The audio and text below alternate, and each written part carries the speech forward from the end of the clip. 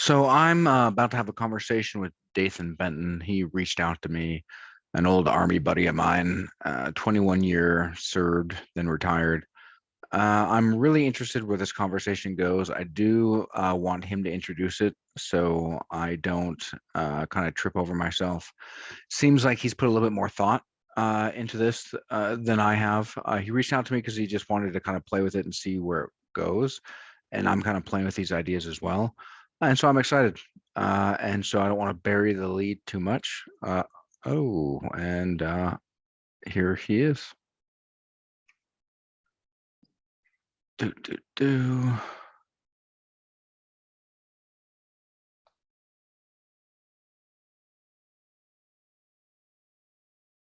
Oh, he's driving.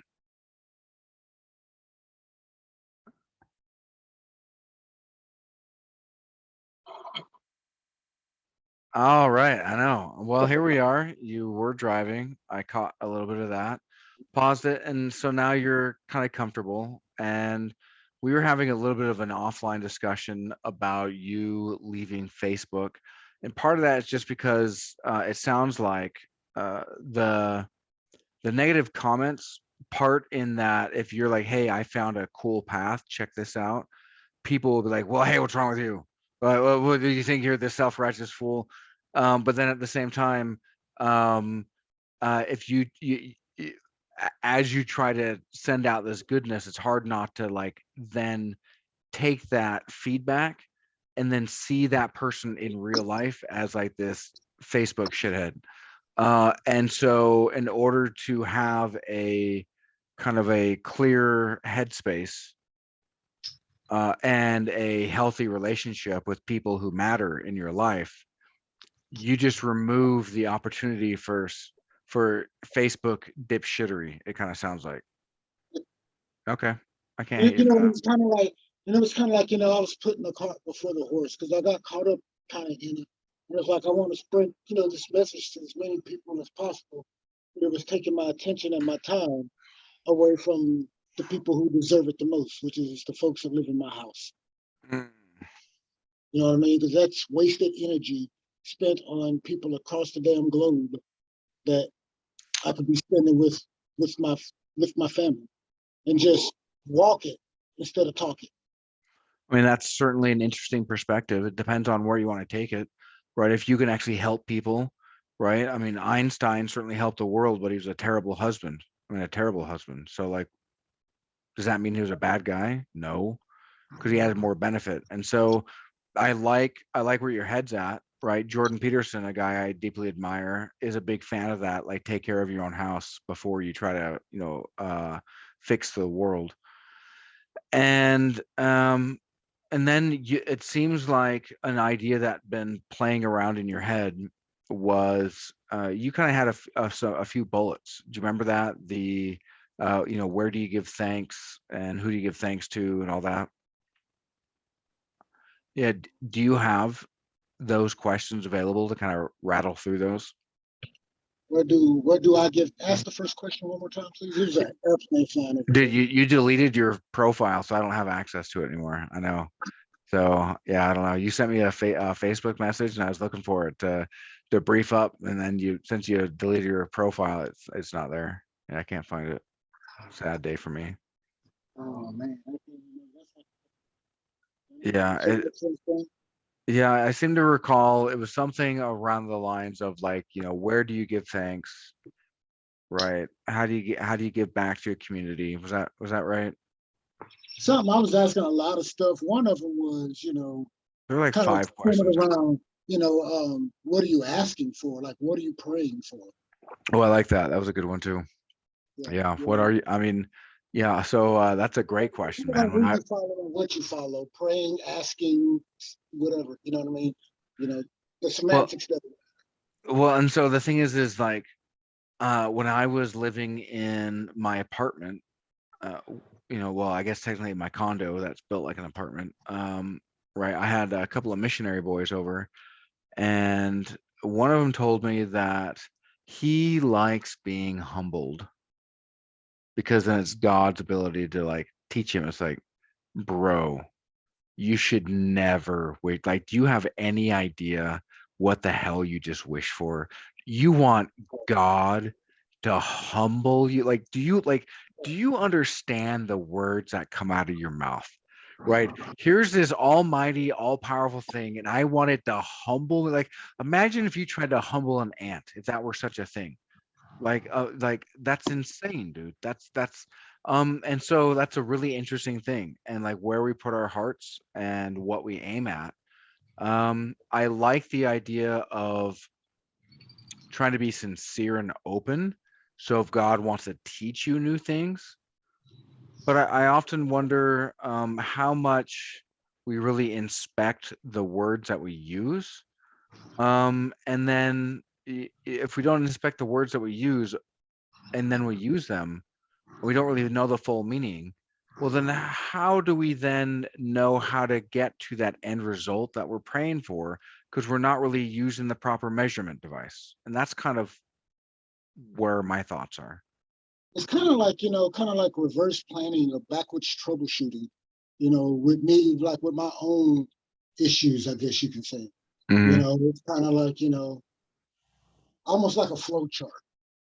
You know what I mean? Where I just work myself backwards to just simplify the problem, Yeah. not to get caught up in all the verbiage and just, you know what I mean? Just to get Hmm. down to the root cause. And if that means breaking down a root word, you know what I'm saying, to see how these words are used. Because, for instance, like, I got like a 2-year-old daughter, right? I'm stay-at-home dad.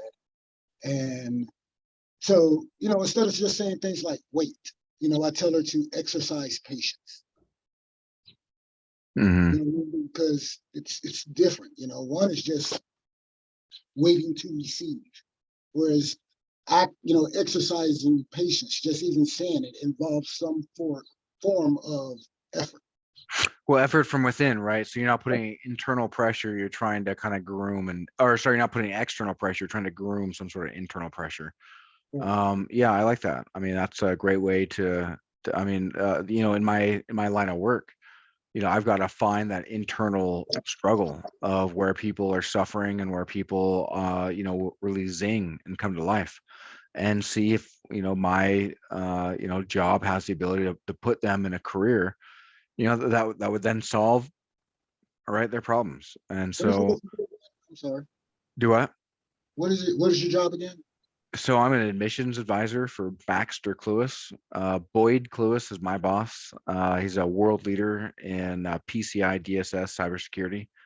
Mhm. Yep. And so, we take people through, just see if we can help them in their, BS IT career, right? Maybe they have some certs that go nowhere, and try to find a way around the bad advice, right? A lot of people go after, get themselves like, tens of thousands of dollars in debt in order to get all these certs, and then they have to re-up them every couple of years and yeah, maybe they What get stuck in a help desk role, a role that kind of steals their soul. Doesn't They often get underpaid, and so we try to see if we can give them the flexibility to work from home, which helps a lot. You don't lose time, right, in commute. But then you can also manage your own schedule. I mean, dude, we've literally put people in places making over $250,000 a year, and they work less than 40 hours a week, man. But you've got to be able to have that value. And it's because the value that they bring is that they solve multi-million-dollar problems. And if you know how to do that, well, then you can leverage that value.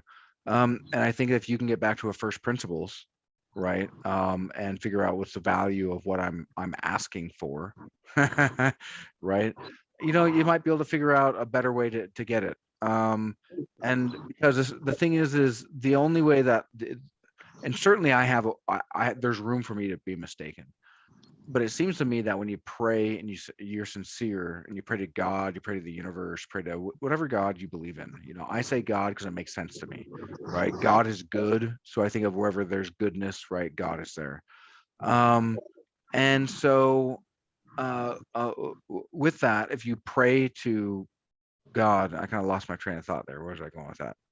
Um, you pray for good thoughts or yeah, I guess, yeah, if you just know what you're measuring, man. If you don't know what you're measuring, then how do you even know, right, the success conditions? Oh yeah, but also if you don't really know what you're measuring, you're using the wrong measuring device. The Right. way, I've understood as I've prayed, well, I actually start getting thoughts and like these visions in my head that are like, hey, I should probably do this. And the more I think about them, the more I get like this intensity building in me. And then when I follow them, well, then I end up becoming quite successful. And I don't know what to call that other than God, man. And it helped me climb out of hell. It got me back in a situation where I could have my kid over at my house again, because I could actually like guarantee his safety, because I couldn't at my other place where I lived. And so yeah, man, there's a lot of benefit that has come in my life by really asking, hey, my life sucks, rather than say, hey, what the hell, this isn't fair. What can I do to maybe make it better? Because you know what, life isn't fair. It's just not. And for me, it's kind of pretty much the same. It's when I ask for something, it's like I don't ask for money. You know, just give me the knowledge and the wisdom and the courage to make the right damn decisions concerning the money that I do have. Yeah. You know what I mean? Like, Yep. I don't want a new car. Just give me the wherewithal to take care of the one that I got. You know what I mean? Like, Hmm. I have everything that I need. So I'm not going to ask the universe for something that I want. Mm, yep. I like that.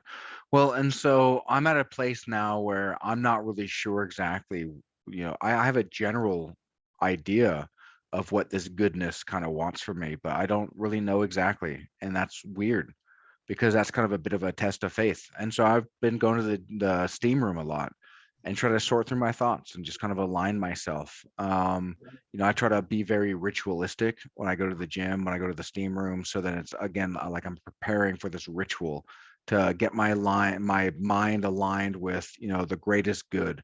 And part of that is just blasting away the BS and just kind of dealing with it, right? And part of when I described the greatest good of which I could conceive, it was Gandalf with Mhm. the Sword of Shannara, which is a book written by Terry Brooks. And the Sword of Shannara is a magical talisman that if it touches you and it's activated, it'll literally like burn away all the untruths, every little like self-deception that you hide behind. It just like puts it right there in front of you. Most people hide from that. And I'm not necessarily somebody who doesn't hide from it in the moment, right? Because maybe I like, oh my God, I don't know what to do, right? But then I kind of go back and like, oh my God, why did I do that? And so I try to sift through. So if I have a bad reaction, I try to sift through, hey, why did I do that? What was the ultimate impetus of this reaction, right? It seems like I got a little bit more carried away and a little bit more emotional than this situation called for. That's probably my ego, and like somebody measured their wiener and it was a little bit longer than mine, and then I clutched my pearls in offense, like what the hell, right? Your wiener's bigger than me. And so Mhm. there's something to that, man. And if you assume that you're in the wrong first, you got no choice but to get better, man. You got no choice but to get better, especially if you want to get better. I should say, if you only beat yourself up, oh, I'm in the wrong, I'm a piece of garbage, right, and just beat yourself up, well, that's not going to help. But if you actually try to strive towards God, and if something doesn't happen the way that you want, and then you assume that the reason why is because it's like you didn't do what you needed to do, well, man, that's most likely going to lead you to much more success than throwing your hands in the air and F it, right? And Like, that's Cain and Abel, I man. think, you know, uh, people kind of fall into two categories generally. And I'll use the African plains, I guess, as an example of this analogy, right? So you have the herd animals, the grazers, and then you have, of course, the hyenas and the lions and the cheetahs to get up and go get after it. Carnivores. Yep. Right? So the sheep, the herd animals, they have to take what's given to them. You know what I mean? Like, Yeah. all thing they have to do is just stand there. As long as none of them stand out, they are theoretically protected. So Hmm.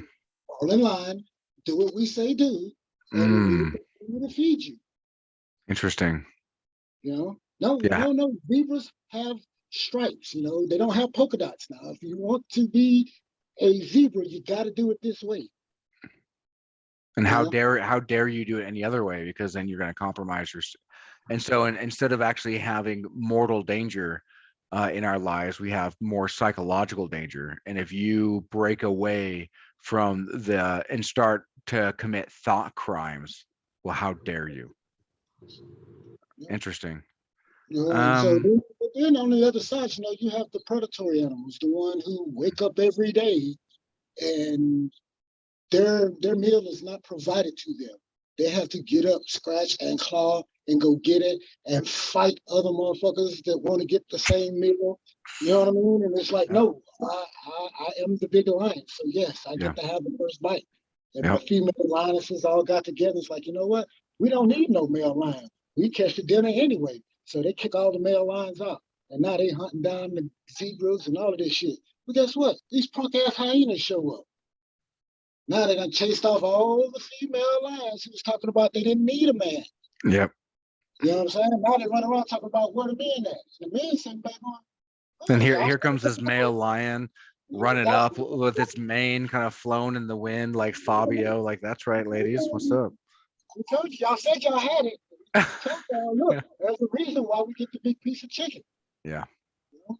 Y'all can get the meal, yeah, but can one of y'all fight off 9 hyenas? right. Oh, that's why Yeah, I come in there. right. I can do this shit Because all day. I'm the guy who comes in clutch, right? Yeah, yeah, the guy who comes in clutch versus the. Okay, interesting. I like that. I like that perspective. I'm not necessarily going to agree or disagree, but I do like that perspective. It's a very yeah, super interesting. Like I said, Um, it's not, I don't know. I'm glad you didn't do that because this is not me just, you know, saying this is, I'm right about my opinion. yeah. You know, it's just a thought in an analogous form. Well, and that's all I do, man. I just spew these thoughts, and like sometimes they land, sometimes they don't, right? And I'm playing with these ideas often in the moment. And yeah, does it peter out sometimes? Yeah, I just freaking had it, but it happened a few minutes ago. I mean, I reconnected it. But yeah, man, I mean that's what happens if you dare to actually try to be an authentic person. Well, there's gonna be times where you're gonna see some flaws kind of open up, and you might say something stupid, but like, okay, it's my opinion, man. And like, I'm not, and the thing is I'm not somebody who's going to likely be so married to my opinion that I'm going to find much of a hill to die on. All right. There's very few hills I'm willing to die on.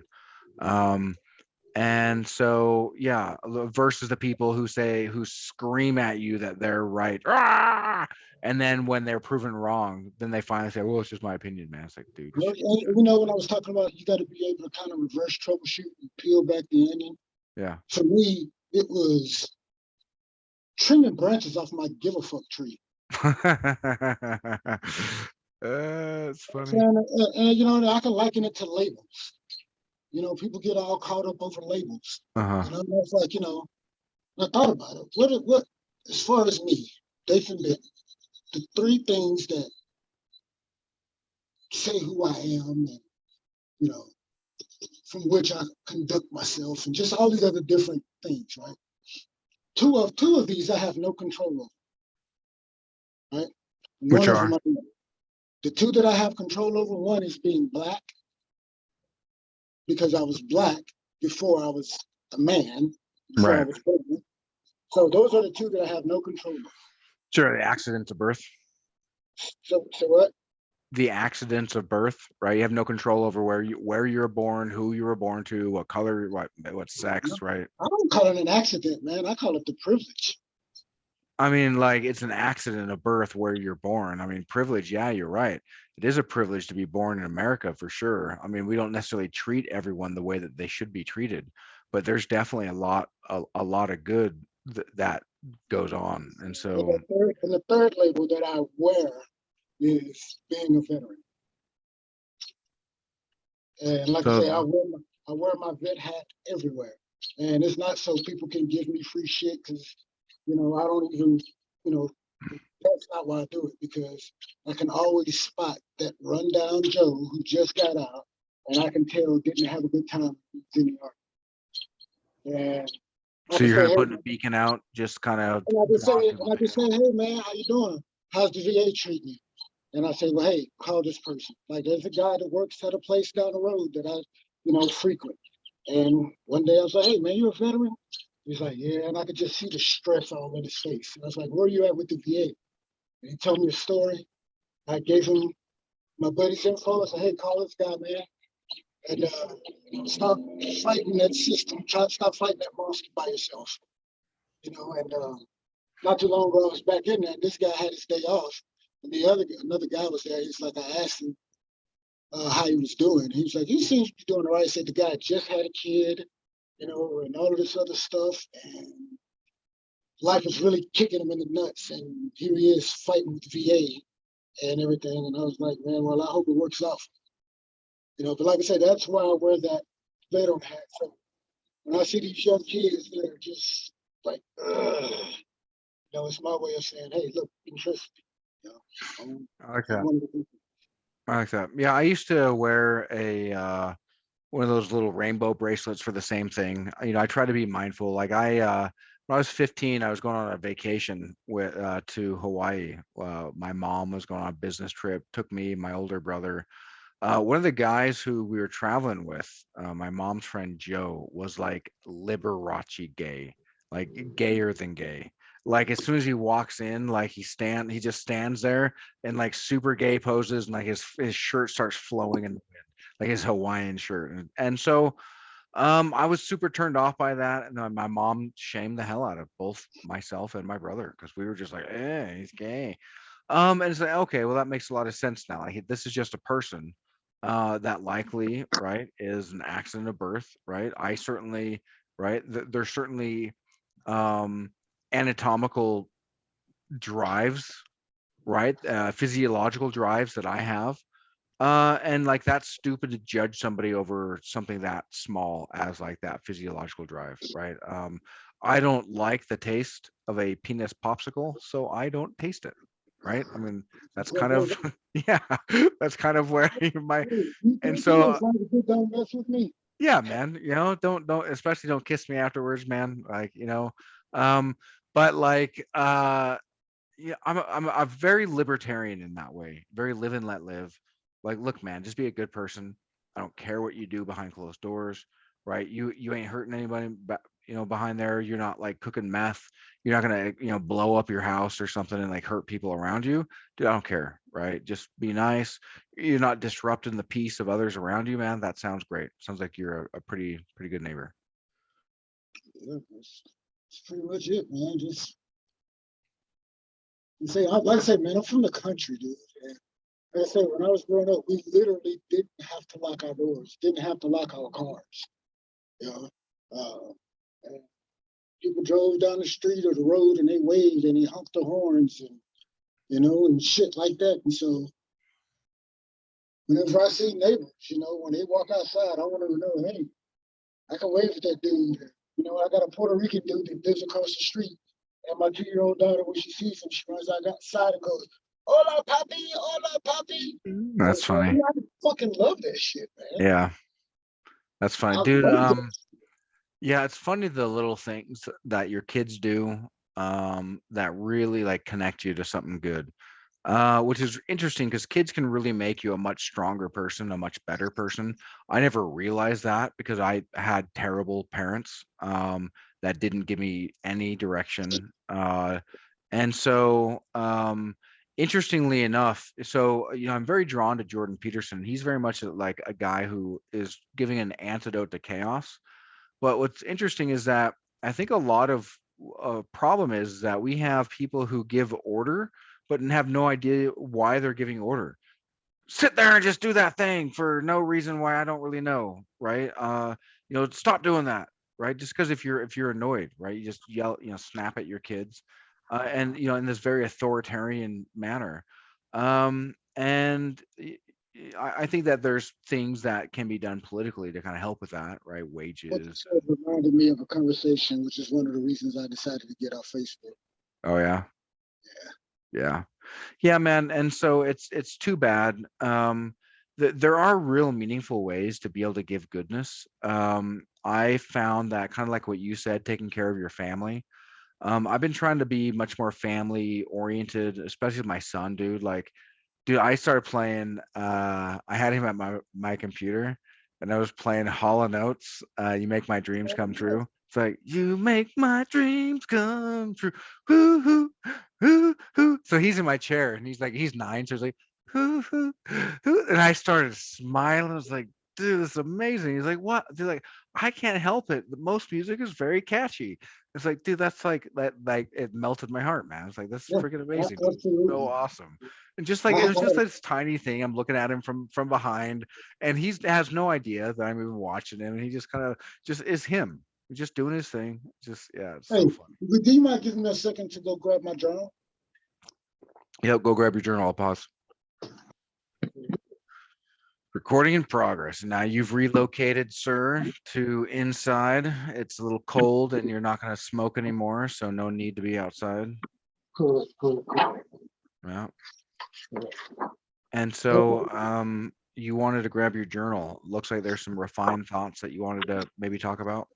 Yeah, just I got it so that if you say something or during the course of conversation, Oh, you just it's kind of write it down. something that well I may not write, but something that I may have already wrote. I Mm. might put a bullet in for something to think about or write about next time. Yeah, I like that. Well, I mean, ultimately, man, I think that if, so you started the conversation off with, where do you, kind of, where do you give gratitude, right? Where do you give thanks, right? Who, what do you give thanks to? And I think that's going to say a lot about your character, and a lot about your personality. Like that 6-colored pen you got in your hand there says a lot about your Yes, sir. personality. Right, that you got lots of kids. uh, that's awesome. um and but the thing is where you give gratitude, right? um I wrote about this. I even had a video created about it, just that if you don't have gratitude, well, then you're not going to be able to have any sort of divine blessing, right? Because if you're not grateful, then you're just going to look at the regret and only the regret. Maybe it's more than regret. Maybe it's actually regret mixed with some sort of resentment, right? Maybe resentment is actually the better, opposite of gratitude. And so often you'll become just kind of a resentful person. And so you may even wish to do good. But because you're resentful, just little things, right? Maybe you furrow your eyebrows when you're thinking, and people think that you're an angry person, right? So no, I got so question. Why would people be resentful? I think that people would be resentful because I think that from a young age, we set people up for failure in very uh cruel psychological ways. Part of that is like the second you see, so just watch, man, just watch. You got a 2-year-old girl, the second she's hanging out with a little boy, like, oh, are you gonna get married, dude? F you, man. Shut up. And like by the time like your kid's like 4 or 5, what do you want to do when you grow up? I don't know. What do you want to do when you grow up? You don't even know, man. Don't put that sort of, and then if I say I want to be a policewoman, and then when I'm 7, right, and 7 seems like a pretty small gap to us because we're old, but that's huge to a 5-year-old, 5 to 7, right? And then so they change because they find new interests. And then people are like, well, I thought you want to be a fireman. It's like, well, dude, what the F do I know, man? How about you actually help me and guide me rather than just impose, like, I'm supposed to come up with it? What the F do I know, man? Like, you're the ones who's supposed, like, this is how this works, dude. You're supposed to mentor me, right?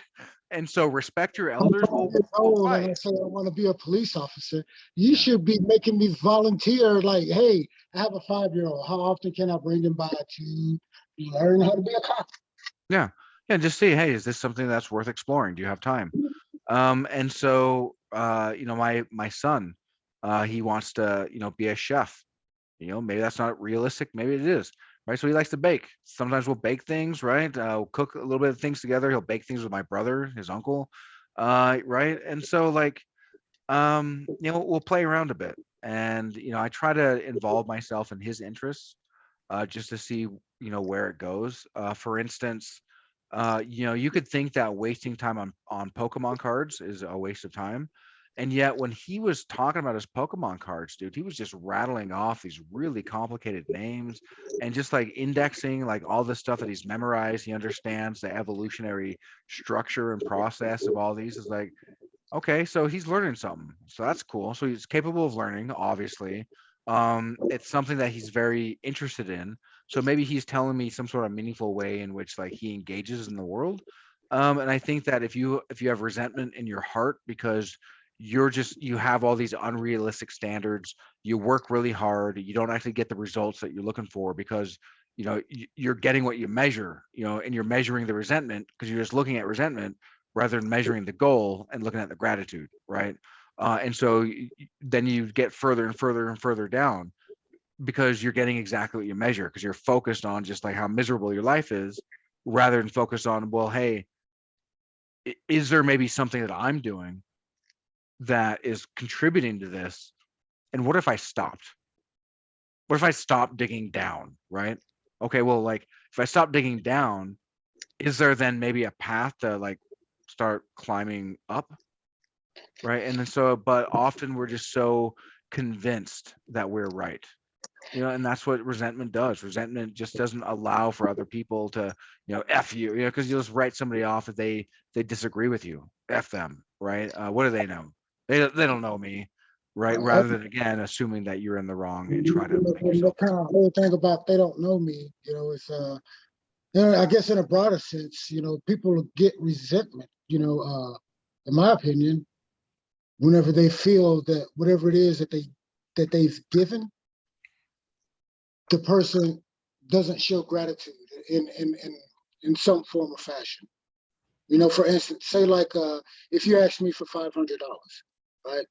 I say, yeah, man, no problem. And there's a way that you could pay me back that's unique to Josh Cameron that's far more valuable than $500. hmm But it's, like, I loan you the $500 and then it's like, who the hell is Benton? You know what I mean? Oh, It's if I just, start ducking your calls and stuff. right, right, right. Or just even, not even that extreme, just like, I think, people get resentment when they give more than they should. Yeah. And then they quit taking care of themselves first and they try to take care of others. I wouldn't give you $500 if I needed $500. Right. You know what I Yeah. mean? If I gave you $500, I would have already accepted the fact that I may never see Josh again. Right. And when I do see Josh again, you better have $500 or something equivalent. Right, Or right. You'll be looking like Suge Knight, and I owe you some money. it's like I'm not gonna bash you or nothing like that, because that $500 I gave it to you because I didn't need it. Yeah. So now there is no resentment if you take the money and run. I just learned that I can't trust you. That's I see. See what I'm saying? Yeah. And so when people give more than what they should, I can't give, if it's a ride to the store and it's like, look, man, I got to pick up my child at 2 o'clock. And here you come knocking on my door asking me to go down to the street the opposite way of the school. Yeah, man, come on, let's go. You know what I mean? And now you get all of that and brought him back, and you know what I'm saying? Now you got chaos to your day and your mind frame and all of this, and now you late to get your kid, and now you mad at him when only thing you had to say was, "Hey, no, man, I got to pick up my kid, bro. Yeah. You'll be back at this time, and you can ride with us or whatever, but I can't go and drop you off." Yeah, that's actually one of the things Jordan Peterson talks about. If I remember what he said, don't agree to anything that you don't actually like, believe in, I think. I need to And start so like listening. if you're given chores, say you and your wife are like, splitting the chores. And then she's like, well, hey, you have to do this. And you're like, oh God. And then you just like give in, like, okay, well, I'll do it. Well, chances are you're gonna drag your feet. You're not gonna do a very good job. And then you're gonna be very resentful as you do it because you didn't want to do it anyway. So if you can, only agree to things that you actually believe in, that you'll actually do, even if you don't want to do it. You're like, okay, well, I agreed to this, so I gotta suck it up, right? And you know something? That thought has guided my career as far as extra duties. You know what I mean? It's like, you know what?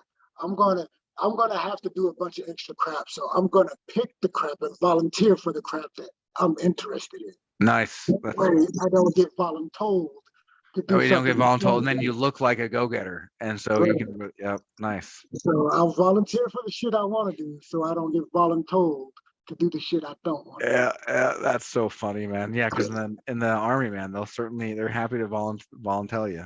Yeah, for Right? sure. So I was like, yep, I want to pick. I want to volunteer to be the one that's in the know. Yeah, That make stuff works.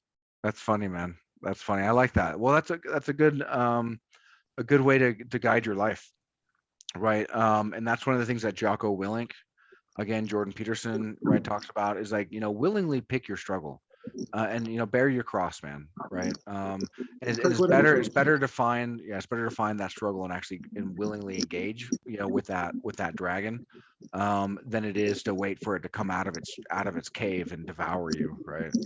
Um, and you talked about as a stoic, you kind of deal with um, the consequences of telling the truth up front, so then that way there's not delayed, like, multiplicative ramifications, right? And it seems like that's kind of what they mean by the truth will set you free, is that then you don't have to then constantly look over your shoulder and then think you get away with it and then find out you didn't get away with it and then become resentful because you didn't actually get away with it. And I think that even bigger than that, it's not so much as telling the truth. It's just do your best to live the lifestyle where the truth is the only answer. Well, tell the truth or at least don't lie is kind of, and so that's that way. So like you may not necessarily be telling the truth in the sense of a fact. I mean, because we often say things that are true to ourselves, right? God is true to me. That doesn't mean he needs to be true to you. Um, And and see, so and like, see, like I try, like one thing that I do is I try not to even spend time with people who can't understand that up front. You know what I mean? Like when I say universe, it's God or it's this, I'm not trying to argue with, I'm not, like there's so many people that can't see the trees because of the forest, right. they're all kind of looking at the undergrowth and the twigs and all of this. When it's just, all of that shit doesn't matter, you know? It's like I say, it's stovepipes and it goes, creator, whatever it means. Hmm. Can we go from there? Please, can we start from there? Oh, nope, I want to circle right back up and talk about this bullshit again. That's why I can't talk to people. But you dig it. You get it, you dig it, and I could talk to you about this all day. Oh, I like that, man. And so, like, how do you think that kind of having those guiding principles have helped you in your career? But man, I think it's like I say, man, I grew up pretty rough, you know, pretty shitty. But also, man, it was pretty good too. You know what I mean? Like it's really one of those, and my wife, she even knows, like, sometimes she's like, I don't understand why you're really like not in prison or off the beaten path somehow. And I told her, I said, well, I had a lot of angels, uh, but everywhere there was hell, there was also a heaven. Hmm. You know what I mean? So as I walked through hell, somebody would expose me to heaven in A some way to form. get out. You know what I'm saying? Like I say, this is situations in which I had no control. I'm talking Hmm. about as a little kid, you know, like, yeah, that was bad. Sorry you had to deal with that or witness that or go through that. It is what it is, baby. But here, come over here. We got you. You know what I mean? More Hmm. shit happened. Sorry you had to go through that. It is what it is, baby, but we got you. You know what I mean? So for every hell that I had to go through, somebody was dragging me into heaven, so to speak, or showing me what heaven should look like. For every bad that happened, there was a good. I was surrounded by love, like that whole community thing. And as I got older and older, like I have this guy that I call like my surrogate grandfather. He was a retired military guy when he started babysitting me and my brother when I was 4, and my brother was just a newborn. And this guy was a Korean War vet and a Vietnam vet. Mhm. And so he retired and all this other stuff. But anyway, when we were in school, with me anyway, and then as my brother grew up with us, he would just take us on walks in the woods, and just talk about man shit. Yeah. Blah blah this and blah blah that. And like a lot of times, a lot of the old vets, a whole bunch of old black men, they had what they call the domino shack. But they just go down, the old man talking shit and playing dominoes all day. We're just sitting around, me and my brother, It's kind of absorbing the wisdom. I was just absorbing the wisdom, and at this time, my brother's so small, they would unlock the pool tables for us. And I'd drag a bar stool around the pool table so I could shoot pool with my brother so he could stand on a bar stool and shoot pool. You know what I mean? And they just, gave us a pocket full of quarters for the jukebox and just let us have reign of the place as long as we didn't get into the alcohol and start breaking shit. We were cool, you know what I mean? And just listening to the old man and just absorbing all of that wisdom. And I've always just been a fan of the strong, silent type, the dude who don't complain. He just gets shit done. Mhm. Like, what is it that he does? Whatever it is, need to be done. That's what he does. Interesting. So I've Well, always gravitated toward that. there's something respectable about that, man. People It's who always just like dig in and yeah. yeah. Like I say, I'm not perfect, far from it. But my mistakes, I own them. Like, hey, Yeah. when they Well, come and to that's that, what's driven me a lot away from and changed a lot of my political views is I see that where I came from, there's a lot of people who just complain just for the sake of complaining. They critique for the sake of critique. There's no criteria for like success at any level, no matter what it is. If somebody wants to like actually compromise and work with somebody else of a different like shirt color, well then compromise is a four-letter word. Well, you know what, these are the same people who scream at the religious who say the same thing. Compromise is a four-letter word, so I wonder why we're screaming at each other. And so there is something about like, hey, let's be less rigid, let's be less dogmatic, let's actually like figure out what does it mean to love thy God above no other, right? Especially if you think of God as perfection, like the perfect human that could ever be, like Christ. And then you start thinking of like, well, if Christ was effectively the redemption of the spirit of his father, right? The spirit of the father led them through some pretty rough times, and Christ came through to redeem the spirit of his father. Um, and so I find myself in a weird, my dad was somebody who lived like 20, I don't know, 20 miles away, and I saw him maybe once a year. Yeah, maybe twice a year, and usually it was only because his wife at the time would like demand that, like, hey Mike, you should probably have your kids over. And so like when I started growing my mustache out, like my brother was just like, oh my god, dude, you look exactly like like Mike. um and so like it almost offended him, and I was like, dude, I like, he doesn't own this, man. I think I look pretty badass, actually. I kind of like it.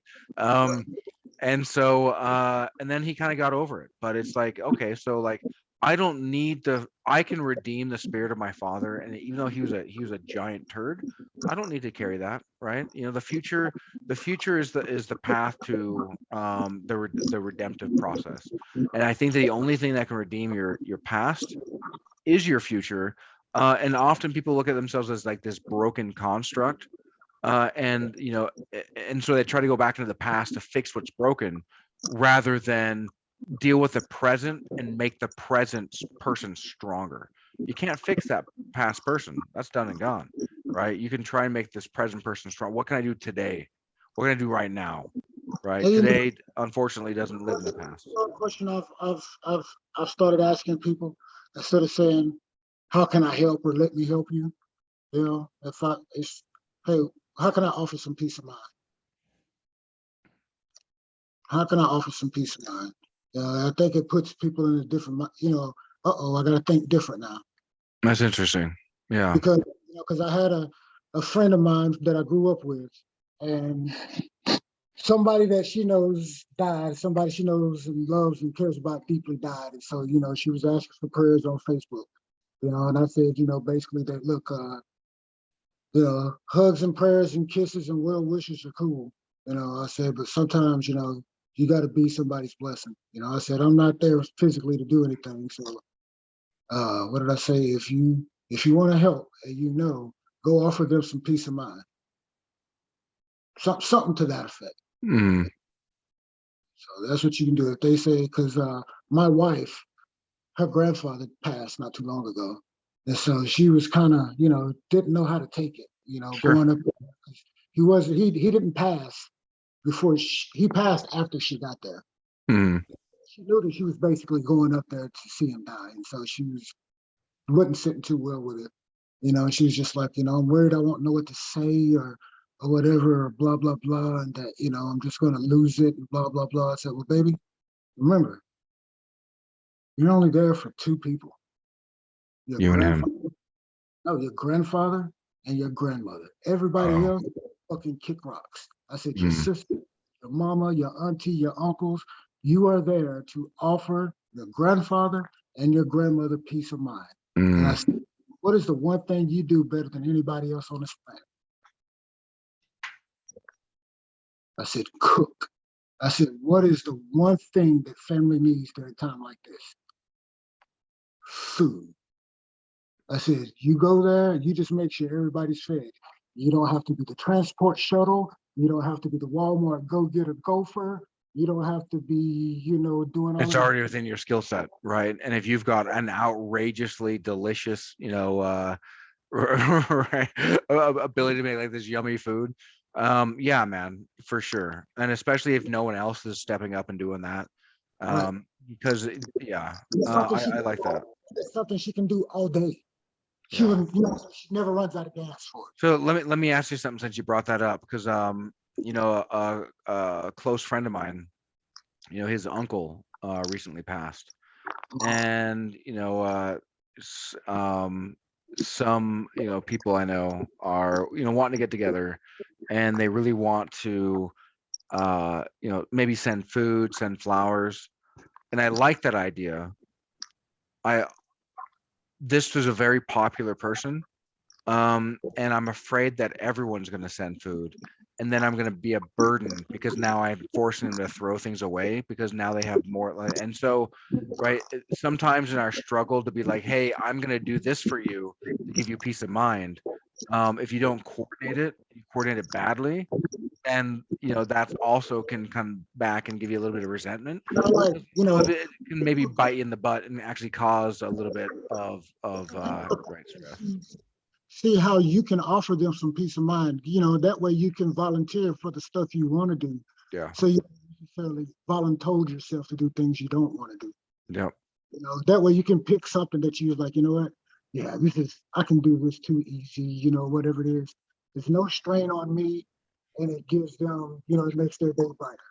You know what I mean? Just Yeah. because when you beat yourself down in order to help somebody, so that's not fun. Right. You know what I'm saying? I'd rather help somebody in a way that's easy for me to help you and offer peace of mind than to give you peace of mind and lose mine in the process. Right. Well, and then not only that, but then you both walk away better. Right. Yeah. I like that. I mean, it takes a lot of psychological strength to be able to know that, though. Most people just don't have the wherewithal to even know what makes them tick, right? What triggers them, right? Somebody makes them mad, and then they just assume that person's an a-hole. It's like, no, that person's now your master, man. They're triggering you. Like like your emotions. You need to get that under control, there, buddy. Like come on, man, because that means the next person says the same thing, right? Is going to trigger you again, and so then then anyone who can trigger you is now your master. And so, right, but most people don't like those thoughts. They don't like that introspective idea of like, hey, again, maybe I'm at fault. Maybe there's something that I could do to better my situation. It's always like, no, no, no, I'm good. I only surround myself with people that say they're there, right? The herbivores that say Mhm. they're there. Hey, you got stripes, buddy. Come back up with the zebras, right? Yeah, don't I worry mean, about it. Yeah, I'm always in this constant state of just, self-diagnosis, so to speak. You know what I mean? Kind of like for not only just my thought, but human interactions. If I'm at my buddy's house down the street, on my way home, I kind of analyzed what we talked about, and, my reactions to make sure that, because I'm working on like, active listening and assertive communication and, effective praise and construct. Like these are all exercises that I'm doing all the time. Like I'm even trying to practice them now here with you. You know what I mean? To make sure that I'm being, not just a good communicator, but, a really true effective listener so that, when you leave, you feel like, you know what, when I was there in the moment with him, you know what I mean? I can tell he was there too. Mm-hmm. I like that. It's Well, tough because it's like I'm trying to do it with everybody, but it keeps me, you know, yeah, keeps well, me. the thing is, most people aren't gonna give you that level of sincerity. I also approach the world with that level of sincerity, and it rewards me probably more than it doesn't, but more in a quality and less in a quantity.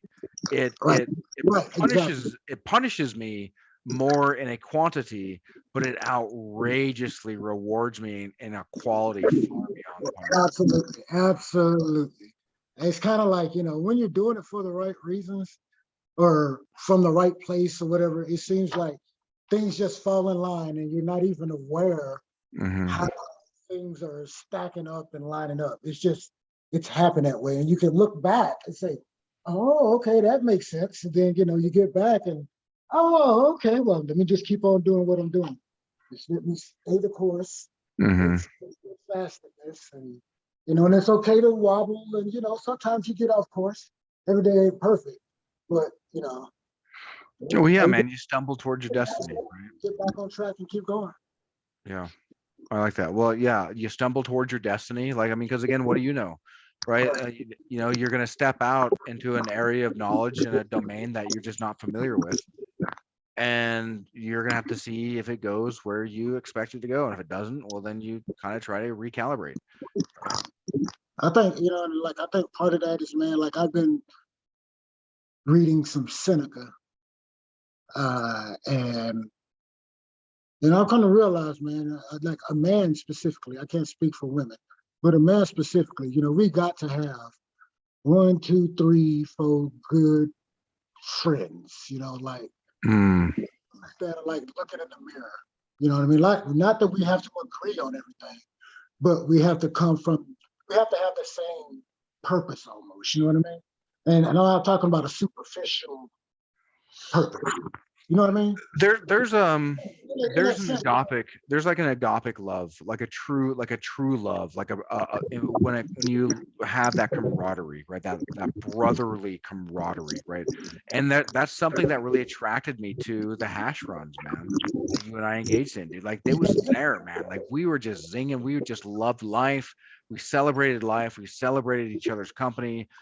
We just liked being there. Like the hours could pass by because we were just like we loved each other, man. It was great. and like, when was the last time really you've known as many people that you could literally never get enough of?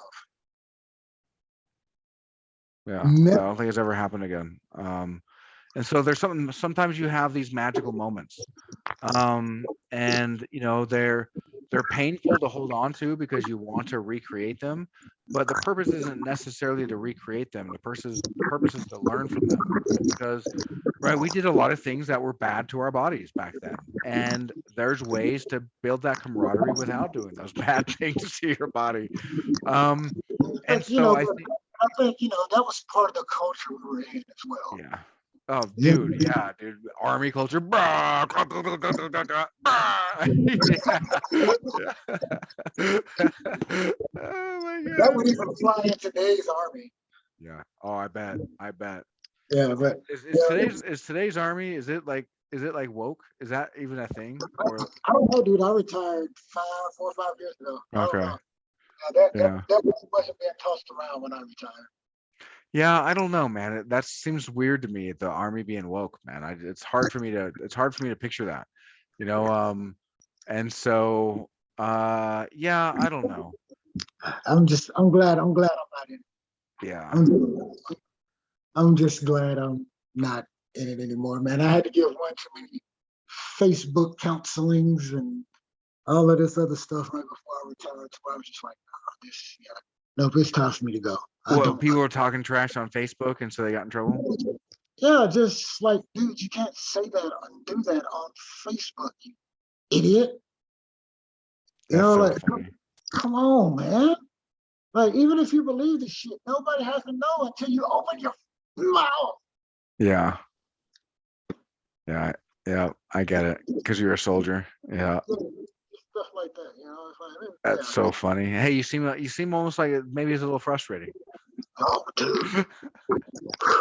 That's like say that's why I'm like, oh, you know, like when I was in the military, dude, you asked how that stuff kind of shaped my military career, you know, and I think if you ask my bosses what kind of a soldier I was, they would probably say, I give them a B, you know. But Hmm. if you ask my soldiers what kind of soldier I was, they say, oh, he's A plus all the way. Yeah. Well, because yeah, I'll take there, that. I'd take that. Yeah, I'd take that every day of the week, right? Because if the people that you're mentoring are saying like this guy has our back beyond, yeah. And so yeah, as far as a meaningful life, right? A lot of people are only focused on career advancement, so they just don't care about the people. And so therein lies a big schism that creates, because the army, the army, the navy, I mean, the military could be such a wonderful place of camaraderie, brotherly, sisterly camaraderie, right? Whatever that is. Um, but it's so big. It's probably and it needs to be institutionalized. But the mechanisms upon which they institutionalize really get people who just look at nothing but the authoritarian aspect, and it really attracts them. Doesn't mean that only those people get into Right. NCO roles, but it Right. really attracts them, man. It's a lot of people who do it for just power and Yep, authority. yep, Authority. There's no power in the military for authority. yeah, Uh, yeah. And so the army wasn't for me. I learned a lot. I learned a lot of what it means to have a giant chip on my shoulder in a totalitarian environment, so then I can see, like, again, like what happens if you purposely do things that make life harder. Well, I've got and, I've got obelisks in time I can look to that'll never change. I mean, like, oh, that's exactly what happens. That's exactly what it looks like, right? and, Like, and you got to see some shit firsthand. yeah, The other side of the planet that yeah, made the world from a completely different perspective. You know what I mean? So you can say, no, all that bullshit. No, this is really what happened. You know, I've been there, done that, got the T-shirt as a result of motherfuckers not listening to this shit 60 years ago. right, I'm sorry about yeah. the rain. Dude, you're fine. You're fine. I just it's really easy for me just to go off if I choose to, and swear a lot, right? Dude, I've worked in the army, I've worked in trucking, I've worked in the oil like industry. Man, I mean, I've grown up with like metal music, I mean, all my life. And so like swearing is something that I usually do in my personal life. I have certainly sworn on these Zoom pod, but you just never know who you're offending. Like, I don't mind. That's why I Um, yeah, try to push myself. I yeah. forget Yeah, it's you're more. yeah, that's cool. But so like again, I really like the idea of a first principle of what is it you're measuring, right? Like where is it that you are giving that gratitude, and how is it you're chasing it? And if you're saying, well, wait, what gives? I don't have gratitude. Well, that's a major problem. You're probably gonna have to solve that, right? If you can't say where do I give gratitude because you have none, well, then you're probably not in a place where you're going to be able to receive goodness, because you're just going to poison it with a lot of just rot from inside your heart. And so you got to deal with that, right? And in order to be able to receive goodness. And once you can receive goodness, well, then you can kind of give goodness, right? Because now because and part of that is like you first have to learn, like, in order to be good, you have to kind of learn how to do good, right? And like again, like maybe I try to give you food at a funeral, and it's like, dude, we have like 17 casseroles, what are we gonna do? It's like, oh my god. And sometimes that means you do stupid things, and like was it stupid to give them food? No. Did it end up being stupid for them? Absolutely. And then you learn from that, and then you learn to be like, oh, hey, how do hey, how do I give solace in these times? I'd like to give food. Is that taken care of? I don't know. Maybe you can ask, right? Oh, it is taken care of.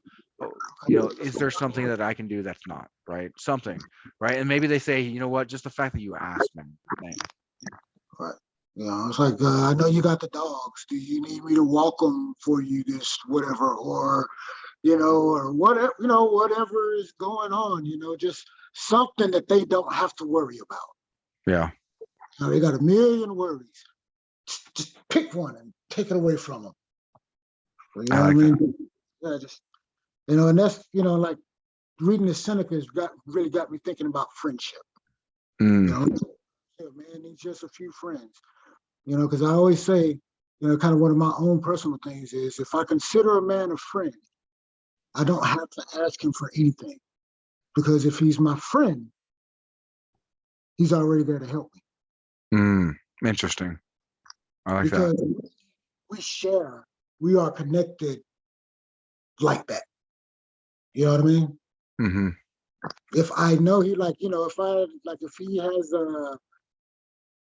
for instance, and I don't want to keep using myself, but I guess I have no choice. But I got a friend that lives in front of the bus stop where I take my son to. And every morning, just about, whenever the weather permits, he's outside washing his dog cages out and all of this. So he'll be doing that. I'll stand at the bus stop with my son, make sure all the kids aren't doing anything stupid. I got my 2-year-old daughter in the car with the heat on, with, you know, uh, uh, Paw Patrol or something on, so she can watch that in the car. And I'm looking at the kids, make sure they're lined up, not in the street on the bus coming. And I'm waving at the lady down the street, letting them know, yeah, I see your son. I'll tie his shoes. And when they get on the bus, I run back, I check in on my baby, make sure she's still eating. And I go help my buddy wash out his dog cages. You know what I mean? And That's we cool. talk, put him back up. All right, man. See you later. Yeah, hold on. You know what I mean? That's my morning. And like I say, just that good where, I'm just helping. I'm not asking people for nothing. If my son's at the bus stop, I'm retired. I have nothing else to do. Why shouldn't I be at the bus stop with my son? And while I'm there with him, I automatically assume responsibility for all the kids that show up to that bus stop. So I'm not going to let them chase each other and beat each other with sticks, and do all of this dumb stuff on the bus stop. No, I'm going to let them play and be kids, but at the same, you know what I mean? Right. Yeah. No, I know exactly what you mean, man. It's funny. It's that one lady that lives way down the street. Her son walks to the bus stop. He just happens to be the littlest one. So hey, every morning, hey, look, I see him. I got him. He come down, I tie shoes every morning. You know, and the people drive by, everybody waves, and it's another couple of dads out there, that sit in their cars or whatever, and we kick it and shoot the at each other. You know what I mean? But it's peaceful. You know what I mean? Yeah, It's like, and people know that I am a peaceful dude. So when they see me, it's like, hey, that dude's all right. I You know like what I that. mean? They drive by my house and they wave. I drive by their house and I wave and honk the horn. I Well, love it. and assuming responsibility for those kids, right? What I like that is so Jocko Willink talks about how discipline equals freedom.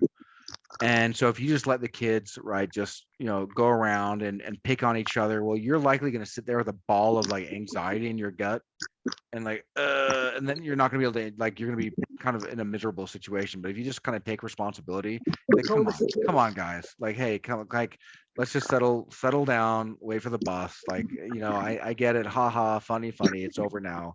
You break it up and then like okay, cool, well, you know what, like now the kids know that there's somebody there. And so like kids thrive on that, man. And especially if you can make them laugh afterwards or something, or like make them feel good afterwards, for changing their behavior. Yeah. One day, the kids broke a bunch of sticks in this lady's driveway, and I didn't see it. And the next morning, or she told me that the kids keep breaking sticks in the driveway. She hates running over them in the car. So I was like, all right, because I told them about them damn sticks. So that next morning, I showed up with 2 push brooms. And I say, hey, all y'all that's been playing with these sticks, all you boys over here that's been playing with these sticks, grab these push brooms and push these sticks out this driveway before the bus comes. That's so funny. I told my son, I said, yeah, you first one here, grab it. And then his little friend came and grabbed the other one. I said, there you go. This lady, I said, I got in trouble behind y'all sticks. I said, I'm not getting yelled at y'all again behind, whatever. They stand there, don't play with them sticks. That's funny, man. Yeah. Well, and so that's part of being a pillar of the community, huh? Yeah. I like that. Like I say, and I know it sounds kind of braggadocious, but I'm proud of it because, one, it teaches my son what I think a man should do. It's Mm, him to ask me, Dad, what is it that a man does? Blah, blah, blah, or whatever. But mhm. he has to pull on something from that frame of reference. I want him to have more than just words. I want him to have an activity or an action associated with it. Not, what I'm saying? Like, no, I remember this situation, when my dad was blah, blah, blah. And when his kids was there, he stood on the bus stop. You know what I'm saying? Because he didn't have anything else to do. So, you know what I mean? Might as well make sure my kid is all right. And while I'm there, your Mhm. kids. Well, and the thing is, just by talking with other kids, he's probably gonna find out that like this is just not a normal thing, and it's like, oh, well, that's strange. And then, if the other kids, if you're cool with with those kids, right? Well, chances are they're gonna like him too, because now you're kind of giving him a little bit of an in. And as long as he's well, right, socialized, and you're kind of looking out for the kids, and they know you're looking out for him, well, then you're kind of helping him, make friends a little bit. And And yeah. my buddy that I helped wash his dog kennels, he's out there in the mornings too. When the weather's warmer, because his bones are a little more brittle. But when the Yeah. weather's warmer, he's out there at the bus stop dancing and clowning and singing and doing everything else. They love him more than they love me. That's funny. Because you just it's like you never know what these kids got going home. What was the last thing said to them when they walked out of the house? Yep. Yep. And that Yeah, you don't know. Yeah, maybe their bellies are like gnawing through their back, right? Maybe, yeah. Maybe they just got screamed at. Maybe their mom's a raging alcoholic, right? Maybe their dad just beat the crap out of them, right? I mean, who knows, man? Um, and so yeah, there's a lot of grossness. And if you can put that aside and just assume like you see a kid being a shit and like, oh well, that's just a kid being a kid, right? And then you treat him like a kid and not like a shit, right? Well, then he's probably going to respond, much better. you know, Um, you yeah. know, morning when they get on the bus and they lined up, just tell them y'all go be leaders, don't be followers, listen to your teachers, don't be afraid to ask why, blah, blah, blah, yada, yada, yada. Just, y'all go out, be good to each other, just shit like that, Hmm. you guys got it, blah, blah, blah, just whatever. It's Friday, make sure you're not grounded for the weekend, just little stuff like that whenever I see them. It's Friday, don't do something in school that'll keep you grounded over the weekend. Just little stuff like that. Just Sure. just, Yeah. So you're Santa Claus, right? Just kind of keep an eye out, knows when you're sleeping, knows when you're bad or good, right? No, that's cool, man. I think it's good to be able to get that counsel. And interestingly enough, I found it, a community within the Mormon church, just as a atheist, agnostic, right? As I started following these visions, right? I really enjoy talking to a lot of people that I wouldn't have had access to because I would just assume that they were stupid. Um, and so that really exposed a vulnerability in the way and I thought, and just showed how easy it is for me just to assume like, hey, look how smart I am. And if you don't think the way that I think, well, then there must be something wrong with you. And but to then suspend that and to assume that, hey, even if I don't really understand or track with exactly what it is that you're saying, what if it's just that you kind of suck at articulating it, and so it just takes a little bit of effort on my part to kind of see what it is you're trying to get at, rather than just like write you off like, he's an idiot, right? And it's made me a lot better, man. It's allowed allowed me to have some pretty meaningful conversations, and really, propelled me within the community, helped me share ideas with people that seemed like they could really use them. And I benefited from it as well. So yeah, it was really nice, man. I enjoyed it. Man, and I think that's kind of the whole point of it, man, is to You what? benefit together. Yeah. It's not hard. We just have to read, it just depends on how you define benefit. Yeah, just grow. Like, yeah, you gain more, right? Meaningful experiences together, Yeah. right? And well, I like that, man. I like that. So, where you aim, right? Where you give gratification, right? And then who can you kind of help build up around you? Um, And I think that, and go ahead. I'm sorry. oh no, go ahead, finish your thought. And like I said, I think, it just starts inward with me, making sure that I am thankful to myself, for choosing to, live the life that I live, Mm, for having the courage to wake up and fight the monster in the mirror every morning in order to be better. yep, It's a slugfest. Sometimes I win, sometimes I lose, but every morning get up prepared to fight. yep, And I just keep going every day with the quest to just be a better man, not to be a perfect man, just to be a better man today than I was yesterday. yep. If you start off at 1% better every day versus 1% worse every day, right? I believe it's Atomic Habits that showed that within 1 year, you'd be 37.8 times better, 1% better. Within 1 year, you would be at nearly zero. So you Mm-hmm. go from 100 to zero versus 100 to right 37, 3,780, right? And so that's really interesting, or more than that, right? Because it's 37 times, right? No, no, is that right? Yeah. No. Anyway, I'll do the math later. I suck at, yeah, apparently I suck at math right now. Um, and so, but like there's something to that, man. Like that's really cool. And if you just focus on yourself and making yourself better, yeah, 3,000. Okay, cool.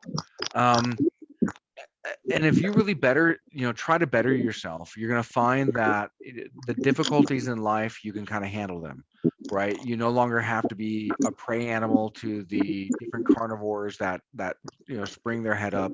You can deal with it. You can chase away the hyenas that come to to take away what's yours. And if you can weather the storm, you're going to make things better for those around you, most likely. And that's I mean, that's kind of a religious story, really. I mean, it really is. It's kind of, it is what it is, man. It's Yeah. just, it makes me, it makes perfect sense to me, and like I say, and for me personally, getting better just means just an endless pursuit of peace of mind, Hmm. just that inner peace, that I can have this perpetual smile, that no matter what's going on, I can smile about it. Yeah. Uh, you have Netflix, right? Yeah. There's a movie called Into the Wild. It's got I can't remember the name's actor. I mean the actor, the name of the actor, but it's a movie about a young kid who kind of goes on a solo journey. I think you'll enjoy it. Oh yeah. That's I, cool. I I think you'll enjoy it. It's Oh wow, pretty it's a good. 2007 movie, huh? Into the Wild, eh? Oh, it's Sean Penn. That sound right? Nah, this one doesn't have Sean Penn. Okay, so probably a different one. Says, oh, sorry, no, writers and directors are Sean Penn. It's got Vince Vaughn. That sound right? Yes, yes, yes, Okay. yes, yes. And Emily Hirsch and yeah, Catherine. Okay. Yeah, I might check it out. I don't watch a ton of TV nowadays, but yeah, man. When I I do, I don't, try to watch something meaningful. And I don't either. We got Netflix for the kids, and I was just scrolling like, man, I wonder what's out there. And I was just reading the details on these random movies. So I was like, huh. That looks interesting. There's just so much on Netflix that if I turn it on, it's just like, what do I even pick, man? Like, I don't even know. Like, there's just too many options. And yeah, that's rough. But well, hey, dude, we are at a place where I think that we've kind of milked this conversation. I like a lot of what we said. I think we found some pretty good logical conclusions to that original proposition. And that question posed. Anything And to give consideration to until the next time? yeah, yeah. What's up? So is there anything you would like me to give thought to? Oh, um,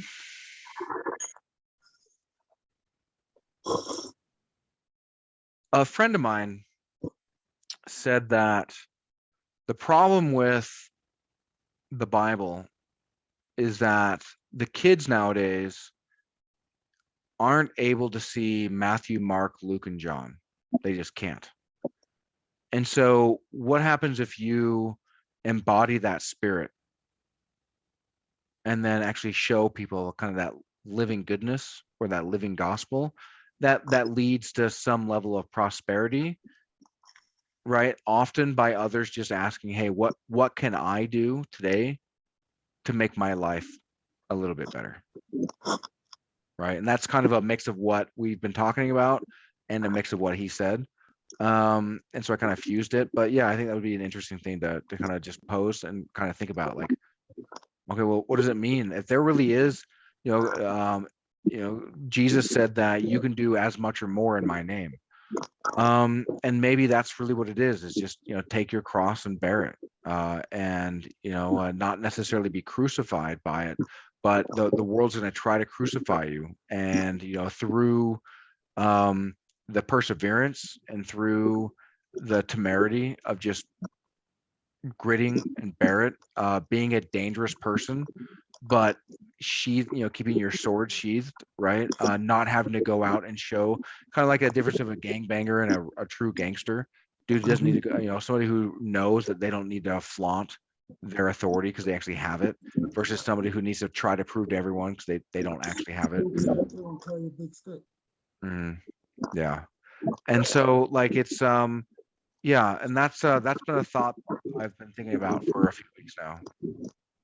Okay. Repeat that one more time. So basically, like, what does it mean to embody the spirit of a living gospel? Oh, man, I gotta do research. I think in some ways you're already kind of figuring that out in the way that Seneca and like Epictetus talk, right? I think the Stoics really lead to that path as well, big time. I just wonder what you mean when you say gospel. Well, so a word of wisdom that leads you to a righteous place and a path out of hell, right? That's kind of what I wanted to just, like I say, because words do matter. You know what I'm saying? And like I say, just to make sure that I heard somebody say functional dialogue. You know what I mean? Functional words for a functional conversation. Yep. No, I like that. It's good to get clarity. Gospel, we don't have to put parentheses around it every time. Right. You know what I mean? So Yep. It is what it is. Yep. Got it. Yep. I love it, man. Well, this has been great, dude. I've enjoyed this conversation. I think that there's real benefit in thinking that, and I want to see where that goes. My own proposition to you, right? I continue thinking on this. Like, what does it mean to actually be a living embodiment of the gospel? I'm certainly not there yet, but I'm trying to explore that and figure out like how I can, with my newfound success, how I can kind of implement that and be my own pillar in my own community. But nope. Awesome, man. Well, with our powers combined, It's good to see you, man. dude, absolutely, man. Always enjoy it. And here's across the universes. May the force be with you. All right, man. Hey, have a good one, brother. Hey, you too.